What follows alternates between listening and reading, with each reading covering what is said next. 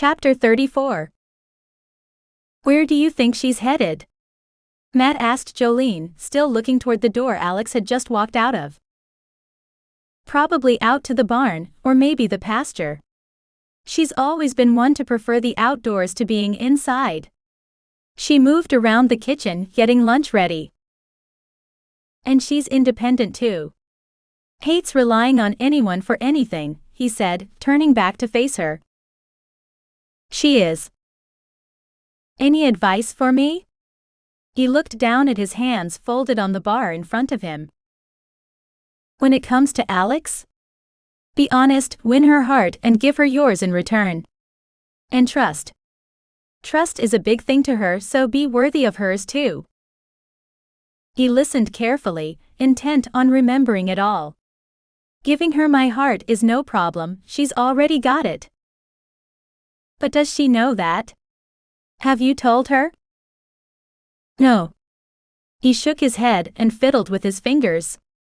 It's not as easy for me to express my feelings as it once was.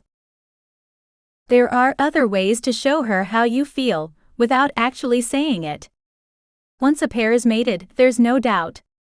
You can feel it all the time, but until then it's not as easy. She reached across the bar and laid one hand over his.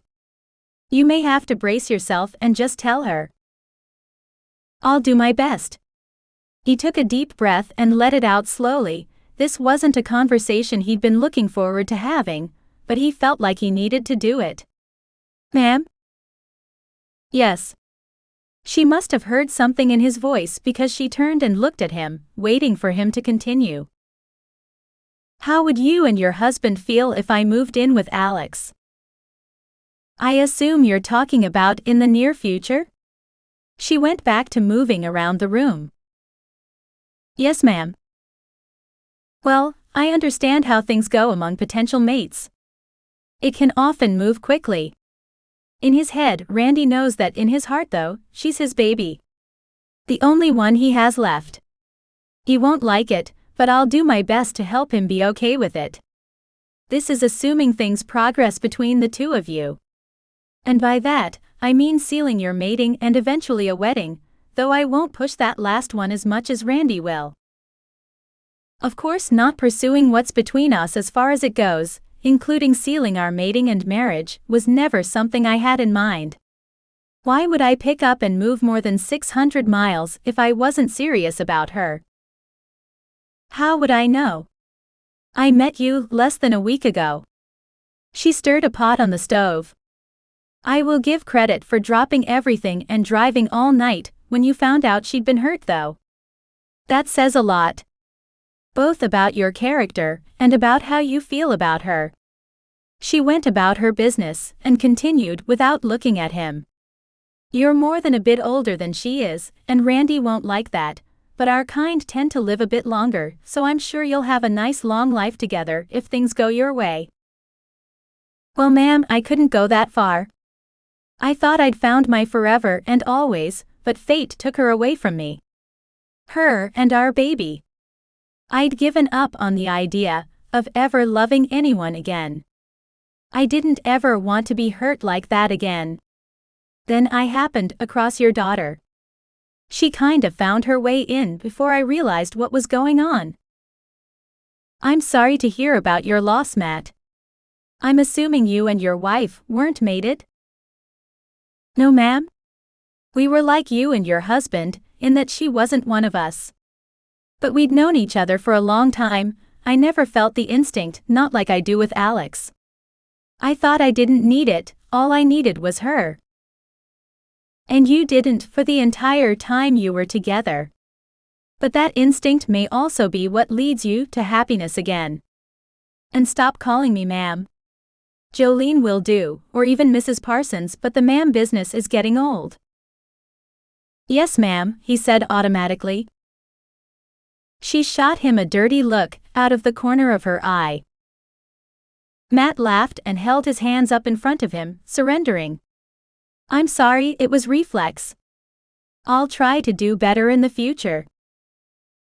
You better. She moved around the kitchen a few minutes more. Why don't you go tell my husband and that girl of ours to wash up? Call in those hands of the cons too. Lunch will be ready in about 10 minutes. No problem. He slid off his seat and went in search of the others. After lunch, Matt took Alex back to her place so she could shower and get ready to go out. While she was upstairs, he called JV. Hello. Her voice came over the phone. How are you feeling today? He didn't want it to seem like he'd call just for a favor, plus, he was worried about her. Still tired but better. What's up with you? I'm getting ready to go out with Alex, but I need a favor.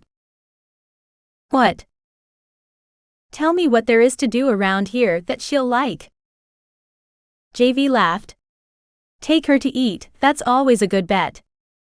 Then maybe a little dancing at the XA. If you're still looking for something after that, take her up the mountain to the scenic viewpoint. It's a pretty view, but be careful, it's windy and cold up there. She gave him directions and the name and location of a good place for dinner. You sure?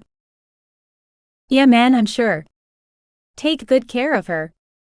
There was the sound of movement, then he heard JV's voice in the background. Hey. Matt? Steve's voice came across the line. Yeah, what's up? I love ya man, but you're interrupting Jade's nap. She needs her rest. I get you, I'll let you go. I just needed some advice. Later.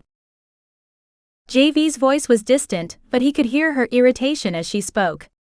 You can't just take my phone, the call was disconnected. Matt laughed. He didn't envy his best friend dealing with JV in a mood, but he also suspected that Alex wouldn't be a whole lot different, and he'd take Alex in any mood as long as he got her. Shaking his head at his sister's irritation, he went upstairs, pulled clothes out of his suitcase, and headed for the bathroom down the hall so he could get ready too.